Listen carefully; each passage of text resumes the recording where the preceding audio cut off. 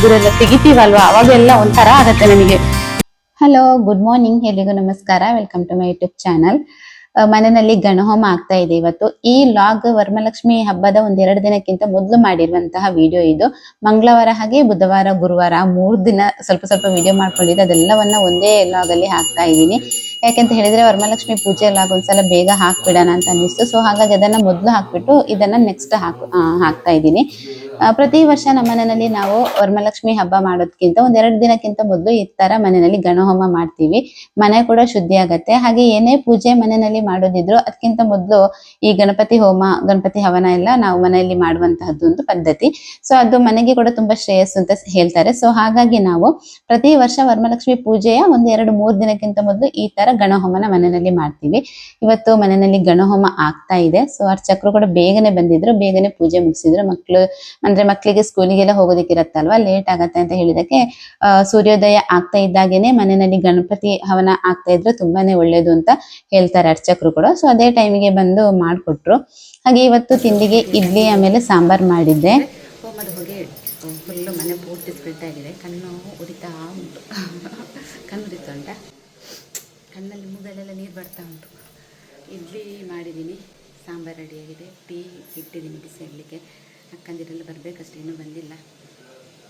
ಅರ್ಚಕರು ಬೇಗ ಬಂದಿದ್ರಲ್ವ, ಹಾಗೆ ಪೂಜೆ ಸ್ವಲ್ಪ ಬೇಗ ಆಯಿತು.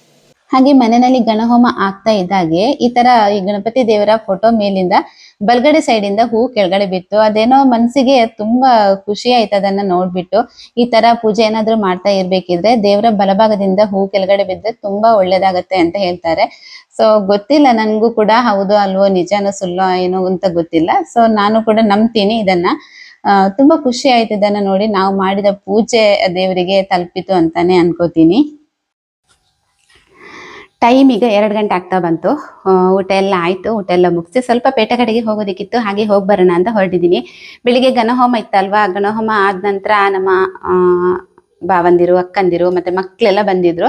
ಸೊ ಅವರೆಲ್ಲರಿಗೂ ಕೂಡ ತೀರ್ಥ ಪ್ರಸಾದ ಎಲ್ಲ ಕೊಟ್ಟು ನಂತರ ತಿಂಡಿ ಇಡ್ಲಿ ಸಾಂಬಾರು ಮಾಡಿದ್ದೆ ಅಲ್ವಾ, ಟೀ ಎಲ್ಲ ಮಾಡಿ ಅದನ್ನೆಲ್ಲ ಅವ್ರು ಕೊಟ್ಟು ತಿಂಡಿ ಎಲ್ಲ ತಿಂದು ಹಾಗೆ ಅವರವರ ಕೆಲ್ಸಕ್ಕೆ ಹೋದ್ರು. ನನ್ನ ಹಸ್ಬೆಂಡ್ ಕೂಡ ಕೆಲ್ಸಕ್ಕೆ ಹೋದ್ರು, ಮಕ್ಕಳು ಸ್ಕೂಲ್ ಕಾಲೇಜ್ ಅಂತ ಹೋದ್ರು. ಸೊ ಹಾಗಾಗಿ ಎಲ್ಲಾರು ಹೋದ ನಂತರ ನನಗೆ ಕ್ಲೀನಿಂಗ್ ಕೆಲಸ ಆಯಿತು. ಮನೆ ಪೂರ್ತಿ ಹರಡ್ಕೊಂಡಿರತ್ತಲ್ವಾ, ಅಂದ್ರೆ ಮನೇಲಿ ಏನಾದರೂ ಪೂಜೆ ಎಲ್ಲ ಇದ್ರೆ ಅದೇ ತರ ಇರುತ್ತೆ, ಮನೆ ಎಲ್ಲ ಜಾಸ್ತಿನೇ ಹರಡ್ಕೊಂಡಿರತ್ತೆ. ಸೊ ಅದೆಲ್ಲವನ್ನ ಕ್ಲೀನ್ ಮಾಡಿಬಿಟ್ಟು, ಅದು ಕೂಡ ನಮ್ಮ ಮನೆಯಲ್ಲಿ ಹೇಗೆ ಅಂತ ಹೇಳಿದ್ರೆ ಗಣಹೋಮ ಇಟ್ಟಿರ್ತೀವಲ್ವಾ, ಅಂದ್ರೆ ಡೈನಿಂಗ್ ಹಾಲಲ್ಲಿ ಗಣಹೋಮ ಮಾಡಿರುವಂಥದ್ದು ನಾವು.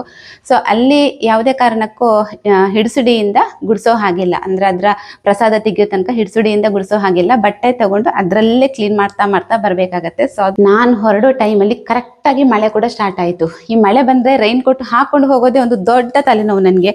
ಅದನ್ನು ಹಾಕಬೇಕು, ಅದನ್ನು ತೆಗಿಬೇಕು, ಅದನ್ನು ಹಾಕೋದಾದ್ರೂ ಪರವಾಗಿಲ್ಲ. ಬಟ್ ಹಾಯ್, ಎಲ್ರಿಗೂ ನಮಸ್ಕಾರ. ಲಾಗ್ ನಿನ್ನೆಯಿಂದ ಇವತ್ತಿಗೆ ಕಂಟಿನ್ಯೂ ಆಗ್ತಾ ಇದೆ. ನಿನ್ನೆ ಪೇಟೆಗೆ ಹೊರಟ್ನ, ಜೋರು ಮಳೆ ಇತ್ತು. ಮನೆಗೆ ಬರೋ ತನಕ ಮಳೆ ಬರ್ತಾನೆ ಇತ್ತು. ಮನೆಗೆ ಬಂದ ನಂತರ ಕೆಲವೊಂದು ಚಿಕ್ಕ ಪುಟ್ಟ ಕೆಲಸ ಇತ್ತು, ಹಾಗೆ ನನಗೆ ಲಾಗ್ ಕಂಟಿನ್ಯೂ ಮಾಡೋದಕ್ಕಾಗಿಲ್ಲ. ಸೊ ಇವತ್ತು ನಿನ್ನೆ ಲಾಗ್ ಇವತ್ತು ಕಂಟಿನ್ಯೂ ಆಗ್ತಾ ಇದೆ. ಅಮ್ಮ ಮನೆಗೆ ಹೋಗೋದಕ್ಕೆ ಅಂತ ಅಂದ್ಬಿಟ್ಟು ರೆಡಿಯಾಗಿದ್ದೀನಿ. ಇವತ್ತು ನಮ್ಮ ಅಮ್ಮ ಹಾಗೆ ಕೌಶಿನ ಕರ್ಕೊಂಡು ಬರೋದಕ್ಕಿದೆ. ವರಮಹಾಲಕ್ಷ್ಮಿ ಪೂಜೆ ಇದೆಯಲ್ವಾ, ನಾಳೆ ಎಲ್ಲ ನಾಡಿದ್ದು ಶುಕ್ರವಾರ ವರಮಹಾಲಕ್ಷ್ಮಿ ಪೂಜೆ ಇರೋದ್ರಿಂದ ಇವತ್ತು ಅವರನ್ನು ಕರ್ಕೊಂಡು ಬರೋದಕ್ಕಿತ್ತು. ಹಾಗಾಗಿ ರೆಡಿಯಾಗಿದ್ದೀನಿ. ಟೈಮ್ ಇವಾಗ 12:15 ಆಗಿದೆ. ಸೊ ನಾನು ಹಾಗೆ ನನ್ನ ಮಗ ಇಬ್ಬರು ಹೋಗ್ತಾ ಇದ್ದೀವಿ. ಕಾರಲ್ಲಿ ಹೋಗ್ಬಿಟ್ಟು ಅವರನ್ನು ಕರ್ಕೊಂಡು ವಾಪಸ್ ಬರೋದು. ಇವತ್ತೇ ಹೋಗಿ ಇವತ್ತೇ ಬರೋದು. 1:15 ಗಂಟೆ ಆಗುತ್ತೆ ಅಂತ ಹೇಳಿದೆ ನನ್ನ ಮಗ ಬರಬೇಕಿದ್ರೆ. ಸೊ ಅವನು ಬಂದ ನಂತರ ಹೊರಡ್ತೀವಿ. ಹಾಗೆ 1:15ಗೆ ಇಲ್ಲಿಂದ ಹೊರಟ್ರೆ ನಾವು 1:30 ಗಂಟೆ ಬೇಕಾಗುತ್ತೆ ನಮ್ಮ ಮನೆಗೆ ರೀಚ್ ಆಗೋದಕ್ಕೆ. 3 ಗಂಟೆಗೆ ರೀಚ್ ಆಗ್ತೀವಿ. ವಾಪಸ್ 3:15ಗೆ ಅಲ್ಲಿಂದ ಹೊರಟ್ರೆ 5 ಗಂಟೆ ಹೊತ್ತಿಗೆ ಇಲ್ಲಿಗೆ ರೀಚ್ ಆಗ್ತೀವಿ. 5:15ಗಿಂತ ಮೊದಲು ಬರಬೇಕು ಅಂತ ಹೇಳಿದ್ದಾರೆ ನನ್ನ ಹಸ್ಬೆಂಡ್. ಸ್ಟ್ರಿಕ್ಟ್ ಆಗಿ ಹೇಳಿದ್ದಾರೆ 5:15 ಗಂಟೆಗಿಂತ ಮೊದಲು ಮನೆಗೆ ಬರಬೇಕು ಅಂತ ಅಂದ್ಬಿಟ್ಟು, ಅಂದರೆ ಕತ್ತಲಾಗೋದಕ್ಕಿಂತ ಮೊದಲು ಮನೆಗೆ ಬನ್ನಿ ಕರ್ಕೊಂಡು ಅಂತ ಹೇಳಿದ್ದಾರೆ. ರಾತ್ರಿ ಆಗಬೇಕಿದ್ರೆ ಕರ್ಕೊಂಡು ಬರಬೇಡಿ ಅಂತ ಅಂದ್ಬಿಟ್ಟು. ಪ್ರೆಗ್ನೆಂಟ್ ಅಲ್ವಾ ಅವಳು, ಸೊ ಹಾಗಾಗಿ ಸೊ ಹೊರಟಿದ್ದೀನಿ. ಅಡುಗೆ ಏನು ಮಾಡಿಲ್ಲ, ಅಮ್ಮ ಮನೆಗೆ ಹೋಗಿ ಊಟ ಮಾಡಬೇಕು ಅಂತ ಅಂದ್ಕೊಂಡೆ. ಹಾಗೆ ಮನೆಯಿಂದ ಹೊರಡ್ಬೇಕಿದ್ರೆ 1:15 ಗಂಟೆ ಆಗಿತ್ತು. 1:15 ಗಂಟೆಗೆ ಮನೆ ಬಿಟ್ಟವರು 3 ಗಂಟೆ ಆಗಿತ್ತು ನಾವು ಅಮ್ಮನ ಮನೆಗೆ ರೀಚ್ ಆಗಬೇಕಿದ್ರೆ. ಸೊ ಇವಾಗ ಹೋಗ್ತಾ ಇದ್ದೀವಿ. ಸ್ವಲ್ಪ ರೋಡ್ ಎಲ್ಲ ಒಳ್ಳೇದಿರೋದ್ರಿಂದ ಚೆನ್ನಾಗಿದೆ ನಮ್ಮ ಸೈಡಿಗೆ ಹೋಗುವಂಥ ರೋಡ್ ಎಲ್ಲ. ಸ್ವಲ್ಪ ಫಾಸ್ಟ್ ಆಗಿ ಹೋಗಿ ಬರೋದಕ್ಕಾಗತ್ತೆ. ರೋಡ್ ಚೆನ್ನಾಗಿಲ್ಲ ಅಂತ ಹೇಳಿದ್ರೆ 1.5 ಗಂಟೆಗೆ ಹೋಗೋರು 2-2.5 ಗಂಟೆ ಆದ್ರೆ ಆಗತ್ತೆ. ಸೊ ಆ ತರ ಸ್ವಲ್ಪ ಕೆಲವೊಂದ್ ಕಡೆ ರೋಡ್ ಅಷ್ಟೊಂದು ಚೆನ್ನಾಗಿಲ್ಲ, ಬಟ್ ಬಿಟ್ರೆ ಮತ್ತೆಲ್ಲ ಕಡೆ ಚೆನ್ನಾಗಿದೆ. ಇದು ನಿಮ್ಗೆ ಬೆಟ್ಟ ಒಂದು ಕಾಣ್ತಾ ಇರ್ಬೋದು. ಇದು ಬಂಟ್ವಾಳ ತಾಲೂಕಿನಲ್ಲಿ ಇರುವಂತಹ ನರಹರಿ ಪರ್ವತ ಅನ್ನೋ ಒಂದು ಬೆಟ್ಟ. ನಮ್ಮೂರಲ್ಲೇ ಇದೆ ಇದು, ಬಟ್ ನಾನು ಒಂದ್ಸಲ ಕೂಡ ಇಲ್ಲಿಗೆ ಹೋಗಿರ್ಲಿಲ್ಲ. ಸೊ ನನ್ ಮಗ ಯಾವಾಗ್ಲೂ ಹೇಳ್ತಾನೆ, ಈ ಕಡೆಯಿಂದ ಬರ್ಬೇಕಿದ್ರೆ ಒಂದ್ಸಲ ಹೋಗೋಣ ಅಲ್ಲಿಗೆ ಅಂತ ಅಂದ್ಬಿಟ್ಟು, ಮಕ್ಳನ್ನ ಕರ್ಕೊಂಡು ಒಂದ್ಸಲ ಹೋಗ್ಬೇಕು ಅಂತ ಅನ್ಕೊಂಡಿದೀನಿ. ನೋಡೋಣ ಏನಾಗತ್ತೆ ಅಂತ ಅಂದ್ಬಿಟ್ಟು. ಈಶ್ವರ ದೇವರ ಒಂದು ದೇವಸ್ಥಾನ ಇದೆ ನರಹರಿ ಪರ್ವತ ಅಂತ ಹೇಳಿದ್ರೆ, ಅಲ್ಲಿ ಮೇಲ್ಗಡೆ. ನನ್ಗೆ ಕೂಡ ಗೊತ್ತಿಲ್ಲ, ಇನ್ನೊಂದ್ಸಲ ಹೋದಾಗ ವಿಡಿಯೋ ಮಾಡ್ತೀನಿ. ಹಾಗೆ ಇವಾಗ ಕಲ್ಲಡ್ಕ ಫ್ಲೈಓವರ್ ಮೇಲೆ ಹೋಗ್ತಾ ಇದೀವಿ. ಇದೊಂಥರ ಖುಷಿ ಅಂತ ಅನ್ಸುತ್ತೆ ಇದ್ರ ಮೇಲ್ಗಡೆ ಹೋಗ್ತಾ ಇರ್ಬೇಕಿದ್ರೆ. ತುಂಬಾ ಸಲ ಬಂದ್ವಿ ಈ ಕಡೆ ನಾವು. ವ್ಯೂ ಅಂತೂ ತುಂಬಾನೇ ಚೆನ್ನಾಗಿದೆ, ಎದುರುಗಡೆಯಿಂದ ನಿಮ್ಗೆ ಕಾಣಿಸ್ತಾ ಇರ್ಬೋದು.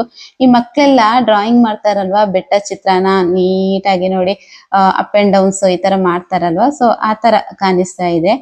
ಹಾಗೆ ಇವಾಗ ಮಾನಿಗೆ ಬಂದು ಮಾನಿಯಿಂದ ಸ್ವಲ್ಪ ತಿಂಡಿ ಎಲ್ಲ ತಗೊಳೋದಕ್ಕಿತ್ತು ಮನೆಗೆ, ಅದನ್ನೆಲ್ಲ ತಗೊಂಡ್ವಿ. ಹಾಗೆ ನನ್ನ ಮಗ ಕೂಡ ಏನಾದ್ರು ತಗೊಳ್ಳಿ ತಿನ್ನೋದಕ್ಕೆ ಅಂತ ಹೇಳಿದೆ. ಸೊ ಅವನಿಗೆ ಕೂಡ ಸ್ವಲ್ಪ ಬೇಕಾಗಿರೋದನ್ನೆಲ್ಲ ತಗೊಂಡು, ಹಾಗೆ ಮನೆಯಲ್ಲಿ ನಮ್ ದೊಡ್ಡಮ್ಮ ಇದ್ದಾರೆ, ಅವರಿಗೆ ಅಂತ ಅಂದ್ಬಿಟ್ಟು ಸ್ವಲ್ಪ ಏನೋ ಬೇಕರಿಗೆ ಹೋಗ್ಬಿಟ್ಟು ಬೇಕಾಗಿರುವಂತದ್ದನ್ನೆಲ್ಲ ಸ್ವಲ್ಪ ತಗೊಂಡ್ವಿ.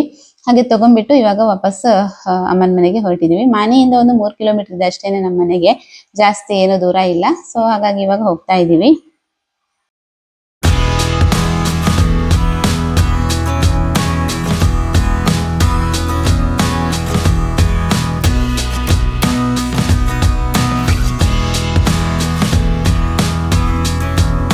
ಹಾಗೆ ಅಮ್ಮನ ಮನೆಗೆ ಹೋಗ್ಬಿಟ್ಟು ಅಲ್ಲಿ ಊಟ ಎಲ್ಲ ಮುಗಿಸಿ ಅಲ್ಲಿಂದ ವಾಪಸ್ ಇವಾಗ ನಮ್ಮನೆ ಕಡೆಗೆ ಬರ್ತಾ ಇದೀವಿ.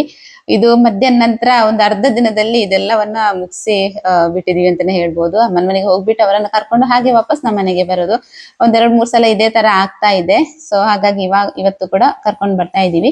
ವರಮಹಾಲಕ್ಷ್ಮಿ ಹಬ್ಬಕ್ಕೆ ಅಂತಾನೆ ಬರೋದು. ಹಾಗೆ ಹಾಸ್ಪಿಟಲ್ಗೆ ಕೂಡ ಹೋಗೋದಕ್ಕಿದೆ, ಡಾಕ್ಟರ್ನ ಕನ್ಸಲ್ಟ್ ಮಾಡೋದಕ್ಕಿತ್ತು ಕೌಶಿಗೆ.